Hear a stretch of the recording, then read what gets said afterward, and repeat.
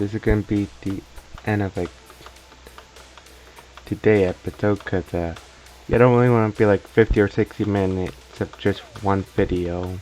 I kind of prefer to have these be like, you know, more than like a little less than like 20 minutes. So yeah, see you guys like next time, where we're pretty much just gonna be seeing like most likely a Russian NATO war, CSTO NATO war, with maybe China involved, which would be interesting to see if Russia can push the kind of to kind of see who's gonna win the whole CSTO NATO war between, well, you know, CSTO versus NATO's. This is gonna be it for today's video, to make sure it's, you know, short, not really long. Next time, like next episode would probably see the NATO CSTO war, and probably like Syria doing this. I don't know why I'm very suspicious. I mean, Syria's losing to Hezbollah, so most likely the capitulation of Syria, unless they do something, which is very well possible, because it's not like they're losing it heavily. Not like Hezbollah just took over all the stuff in Syria. They still only slightly push out like their core territory. It's just, you know, that could become a big problem for Syria eventually. So see you guys next episode. Bye bye. Lebanon has started to advance against like Hezbollah has started to advance against Syria, taking some ground including Damascus and Al-Nabik and Dara, and like that city, with them fighting over pretty much this piece land constantly. As near one of them is really secede, while Iran is slowly pushing here. Like they're really fighting for this problem for like the past 3 or 4 months. Neither one of them has succeeded at all, and they're just kind of in a stalemate now. So yeah, this is gonna last for a really long time.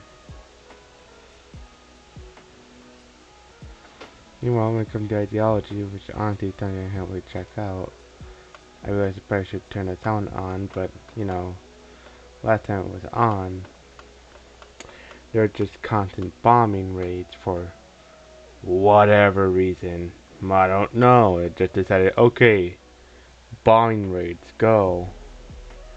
That's the SVP. Al-Shammad took over Somalia and kind of this area and this area.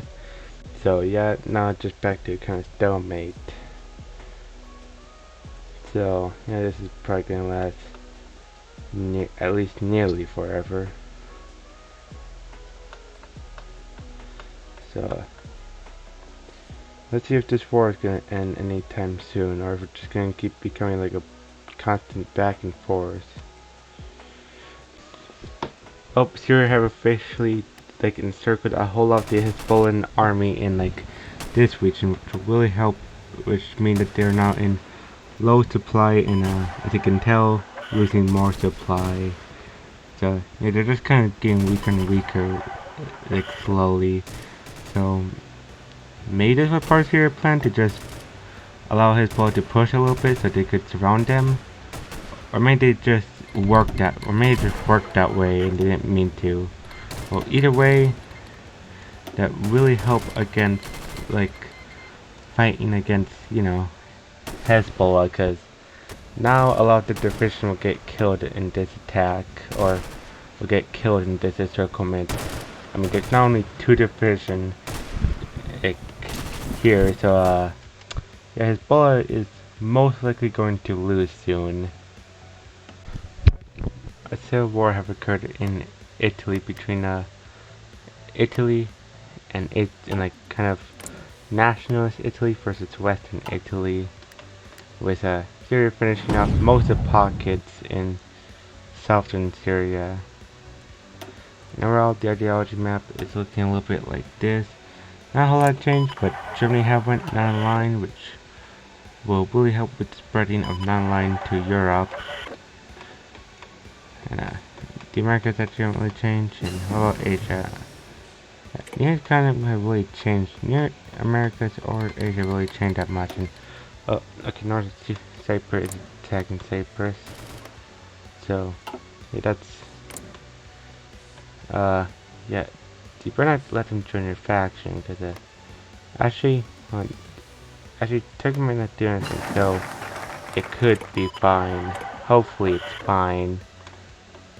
Because honestly, a big Syria is actually would look pretty good, honestly, or you know, it would just kind of look good to see a big Syria. Because most of the time, when they try to do that, they die quickly to Turkey. So it'd be pretty interesting to look at just a big Syria conquering like a good portion of like upper like Arabia. It's been an yeah, actually, I should probably definitely hunt. It's been another like, well, not another year, but been a little while, and yeah, right now it's in a pretty bad time. I mean, they do have a chance that if they do a rapid attack, they could easily take Terror and capitulate Hezbollah, but they could also quickly collapse if Iran begin to send a lot of division. Because right now, I mean, they're already losing. They're already gonna lose these men to like Hezbollah fighters, which would really hurt the fighting ability of like Syria. Oh, and the more fighters are being lost. The more, like, sure, I mean, they're not going to collapse like Syria, but they're definitely going to, at the very least, make it a lot harder for them to fight in the south if there's more division. And then I forget the fact that apparently, like, Iran is about to take all of Iraqi Kurdistan, which that isn't good. Oh. I thought we were kind of ideology. Well, let me see if actually Czechia became nationalist, Slovakia became non-aligned, and Italy is right now split. Democrat Italy is split in half as they slowly push out the nationalists. So let's see if the nationalists, both in Syria and like Italy, can make like a pushback and quickly. Why? After 6 more months, a few things have occurred. Number one, Hezbollah finally been defeated after Syria got some help from Lebanon, which helped consolidate the rule here. Also, Iran killed Kurdistan in Iraq, but not all Kurdistan, so right now, just kind of mostly just Iran throwing men at Armenia, as Armenia just kind of stopped constant attacks from occurring. It's 17-1, so yeah, Iran would eventually push, at least for manpower wise. Everything else wise, not as sure. Anyways, yeah, I think Czechia was part of NATO, but they left when they became nationalists. I thought Luxembourg left probably when they became nationalists. And oh yeah, Italy is losing. Like the nationalists are losing.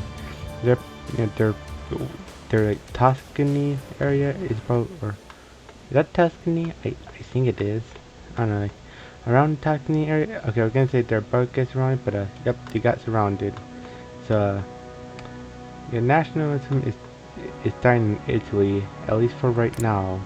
I mean, well, it's still here. In fact, one of the most popular. Like, so nationalism could just rise in Italy again, not even that long after the Civil War, which would be a big surprise for sure. Syria have just declared war on Iraq. I just realized this place that I keep forgetting to do that. I think it becomes a big problem.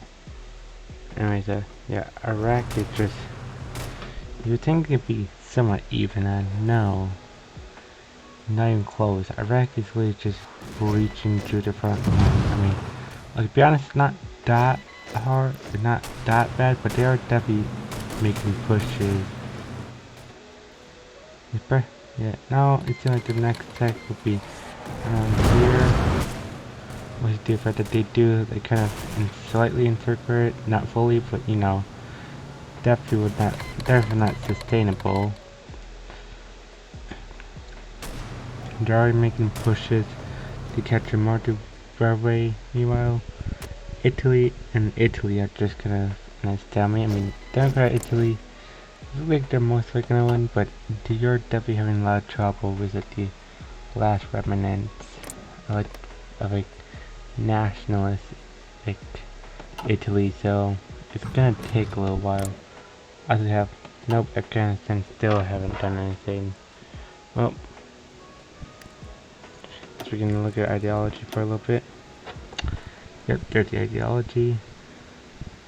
I think not a whole lot changed except for like more emerging like Africa and like South America and yeah, but not that long time ago yeah, Unita was taken over. And, yeah, like Liberia took over like the rebellion, so they're going to die. So rest in peace, Liberia and Syria. Honestly, it took a little bit longer than I expected. I honestly assumed Iraq and Iran would just break through, but Syria for a little bit really held them off. But now they're starting to crumble. I mean, they're losing ground like rapidly. I'm sure a lot of the land, especially in the east, is mostly desert, but still ground. And yeah, now they're attacking the western area, which are not desert. So yeah. Although Italy, nationalist Italy is surprisingly still holding on. In fact, I think they might even gain a little bit. I don't know if they had gained any, but they're definitely doing a lot better. Also, France left NATO because they voted a non-aligned party in, so there's that. That NATO is kind of becoming dead. Like, literally pretty much nearly fully dead. Honestly, what do you say? China have their own Eastern Pact, which they had before, but I just kind of forgot to mention. I think it was Japan's first, but then China took it over. So yeah, now just China's pack in American ideology. Europe, not much have changed except for, well, now in France, and I guess Austria no longer being nationalist. Asia mostly stayed the same, I believe. I mean, I guess the fact that the North Korean army just took over North Korea, so yeah, there's that. Africa, I think the Congo before wasn't nationalist, so that's something kind of big. And the Americas mostly stayed the same, so main thing is the death of Syria, which will probably happen with the fall of Damascus. They'll probably surrender. No, okay, I was gonna say no. I'm actually kind of surprised, but nope, they did. Iraq reunited their country. Armenia, like, became a puppet of Iran. Azerbaijan took that over by literally doing nothing. Kurdistan split into like there's a lot of different states across Syria, making it some really of the worst war. We have the Syrian Confederation, the Syrian Confederation, Syria, and Kurdistan. Yeah, to whoever decided to name the nations there or did that, just why? After a few months, this Syrian Confederation collapsed, being split between the Southern Free Syrian Army and the Northern Al-Nurs, which do mean a spread of both non-alignment and Safia's outlooks, which I mean, without Safia's output would not spread would not really be that big, unless like they themselves go down the whole, like kind of just, oh hey, I'm Islamic or Islamist, like saying, which if that happened, that'd be pretty big. But I don't believe that will happen.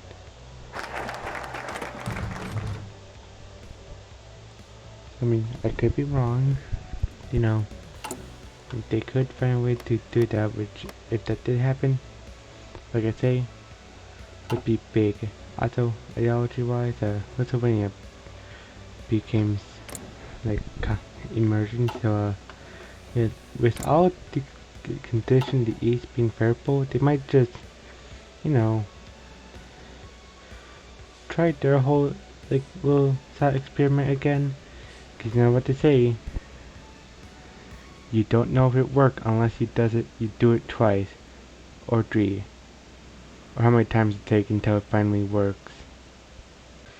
Anyways, as we're reaching most likely what will be the end of today's video. Two new massive wars have occurred. Number one, Turkey invasion of the axis of resistance versus Turkey with the potential involvement of the rest of NATO, and the one which I'm really curious by, like the whole Communist Party of India versus Indian National Congress. Whoever won either of these wars, especially in the East, because I'm pretty confident Turkey will win. Again, depending if NATO get involved. If NATO get involved, I'm pretty confident they will win. Unless Iran do make a big breakthrough, quickly take out Turkey, or at least push them to there, can hold out against America, and can maybe then just simply weaken America until they can take out Turkey and just hold this area forever.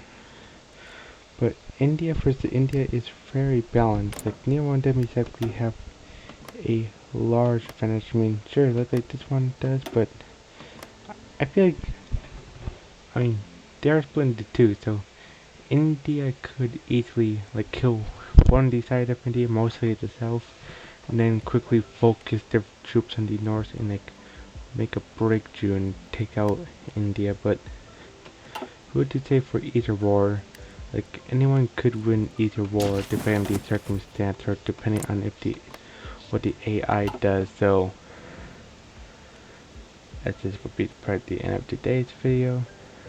I'll see you guys next time. Bye bye.